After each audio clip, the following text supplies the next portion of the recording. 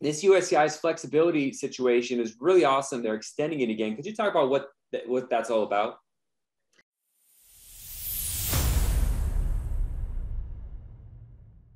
Yes, we have, again, we have great news.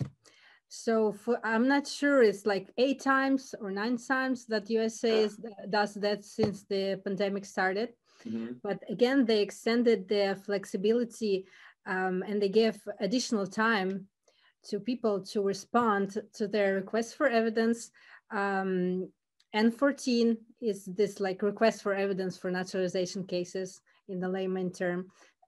Notices of intent to deny, intent to revoke, rescind, notices of intent to terminate, and certain motions to reopen. Mm-hmm. So now this new policy is extended up until March 26, 2022. And everything that I just mentioned, now we have 60, right, John? 60 extra days to reply to those, right? So it's really important because one is when people get these like RFEs, which is the biggest example, request for evidence on an immigration case with USCIS, normally it's 87 days they give you to respond. Some cases only 30 days, like a notice of intent to deny many times only 30 days, which means you have to rush and get things done really fast.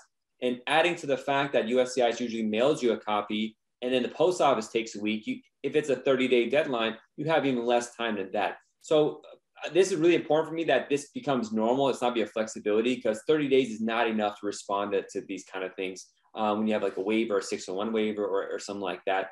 But you get 60 days past the day that the initial due date was. So let's say USCIS says you have 87 days. The 87th day ends on February 1st, 2022. You can add 60 days to that to make it like, instead of just around 3 months, make it 5 months. It gives you a lot of time to properly prepare your response without rushing and getting documents. Because many times you might need a foreign document. Well, with COVID, they may be shut down. It may take a while. You need that extra time to make a difference. I had a case where a client's fingerprints he was a young guy, but his fingerprints just weren't going in the system. And they couldn't improve his adjustment of status until he got police records from the counties and cities he's lived in or states in America to corroborate that he didn't have, a criminal history before they could prove adjustment of status because the biometrics was not working.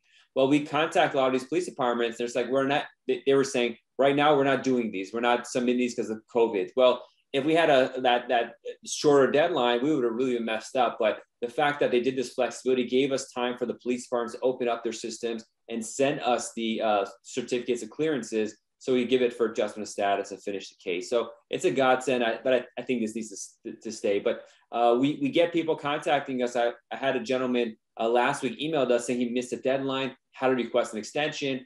And I looked at the RFE and I said, well, you already have another 40 days, so just file it now. And he didn't realize this flexibility existed. So it's very important to get this information out there.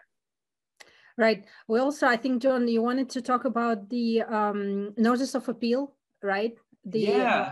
This was really interesting. And before the show, we were, going through this stuff. And Anya actually brought this to my attention. When you want to do a notice of appeal form I-290B or N-336, this is appealing a citizenship case decision. The previous flexibility extensions that USCIS had given said you only get 60 days for these from the day you receive the notice. So it's different from those other types of requests, how much time you get. But now they said, and they mentioned under previously announced flexibilities, USCIS considered a form I-290B or a form N-336 if the form was filed up to 60 calendar days from the issuance of the decision. So if you're appealing, they usually give you a 30-day window to file an appeal.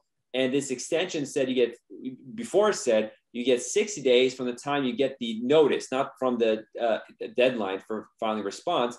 But now they say if such decision was issued between March 1st, 2020 and October 31st, 2021, that's going to be increased. And it's going to be 90 days. The form was filed up to 90 days from the issuance. So that's a very interesting thing that changed. I didn't notice it. It's the thing. Every time USCIS sends something, you got to read every part of it. And this is at the very bottom.